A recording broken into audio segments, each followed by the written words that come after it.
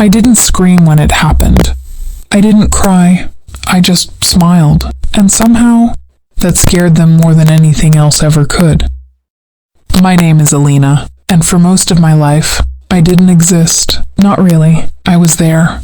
Physically. Sitting in rooms, walking through halls, eating at the same table. But no one truly saw me. At home, I was the quiet one. The easy one, the one who didn't need attention. My mother used to say it proudly, Alina never causes trouble. Everyone would nod, smile, agree. But what they didn't hear was what she was actually saying. She doesn't matter enough to notice. I had an older sister, Zara. She was everything people love. Loud, bright, confident, beautiful. When she laughed, the whole room laughed with her.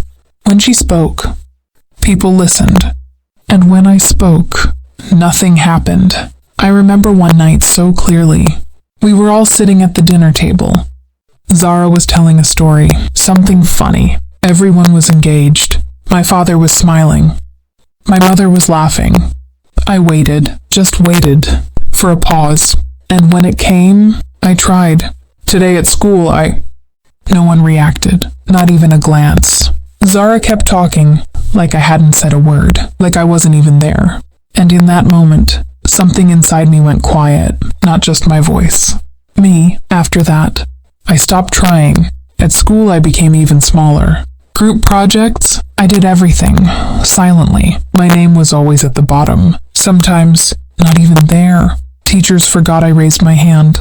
Classmates forgot I existed.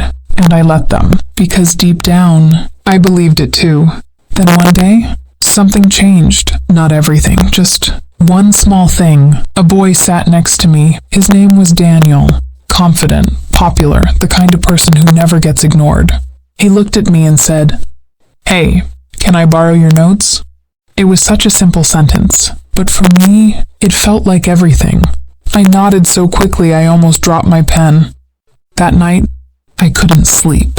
I kept replaying it. He noticed me, out of everyone. He chose to talk to me. The next day, he smiled again. And then the next, and slowly, I started believing something dangerous. Maybe I mattered, but attention is not the same as care. I learned that the hard way. Days turned into weeks. He kept coming to me for notes, for answers, for help, and I gave him everything.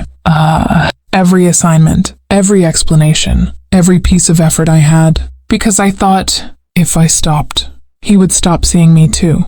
And I couldn't go back to being invisible, not after finally being seen. Then one day, everything broke. I was in the hallway, standing behind the lockers, just waiting for the bell. And I heard his voice, Daniel, laughing with his friends. I wasn't trying to listen. But then I heard my name. "Alina?" He said, laughing. "She's like a ghost." My chest tightened. "She's useful, though," he added. "Does all my work. Doesn't even talk." They all laughed. Loud, careless, easy, like I was a joke. Like I was nothing. One of them said, "Bro, she probably thinks you like her." More laughter, and then Daniel said something I will never forget. She should be grateful I even talked to her. Grateful. That word cut deeper than anything else. Grateful for being used. Grateful for being ignored. Grateful for being nothing. I stood there, frozen. I didn't cry. Not yet, because something else was happening. Something quieter. Something heavier. That night, I sat alone in my room. No lights, no phone, just darkness. And for the first time in my life, I asked myself something I had never dared to ask. What if I stopped accepting this? The next morning, everything looked the same. Same mirror, same face, but inside, something had shifted. Not confidence, not courage, just a line, a boundary that had finally been drawn. I went to school, walked the same halls, but this time, I noticed something different. People didn't ignore me because I was invisible. They ignored me because I let them. And that realization changed everything. Later that day, Daniel came up to me again, like nothing had happened. "Hey," he said casually, "did you do the assignment?" I looked at him, really looked at him, and for the first time, I didn't feel small. I felt clear. No, I said. He blinked. What? I said, no. Silence, the kind that makes people turn their heads. His friends were nearby, watching, waiting. He laughed a little. Nervous now. Come on, don't start. I need it. I shook my head. Do it yourself. The air changed. You could feel it. His smile disappeared. What's your problem? He snapped. And something inside me finally snapped too. You are. The words came out sharp, stronger than I expected, stronger than I'd ever sounded before. He stepped closer. Watch your tone. But I didn't move. Not this time. No, I said quietly. You watch yours. People were staring now, whispers spreading. And for the first time in my life, they were looking at me, and I didn't look away. But I wasn't done. Not even close. Because I knew something he didn't. All those assignments I had done for him. I kept copies, every single one, every message, every file, every proof, and I knew exactly what to do. The next day, I walked into the teacher's office. My hands were cold. My heart wouldn't slow down. But I didn't stop. I need to show you something, I said. She looked confused until I handed everything over. And then her expression changed. 2 days later, Daniel was called to the office. The entire class felt it. The tension, the whispers, the curiosity. I sat quietly. Same seat, same posture. But this time, I wasn't invisible. He came back an hour later, his face pale, his confidence gone. And when his eyes met mine, I saw it. Fear, real fear.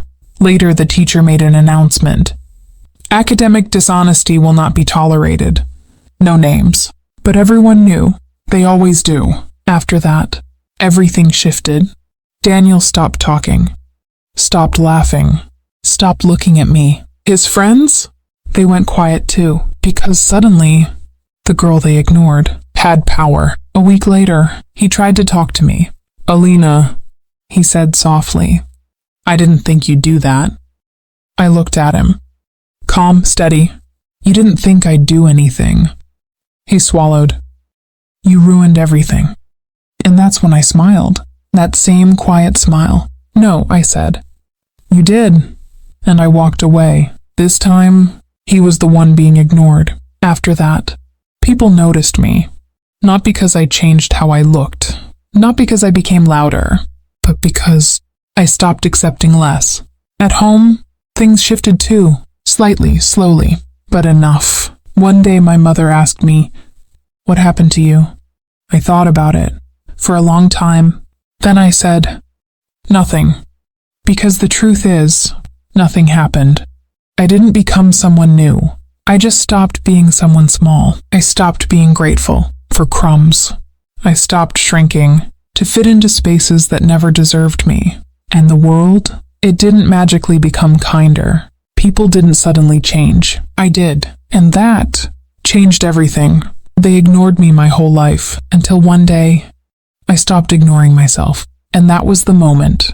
They could never ignore me again.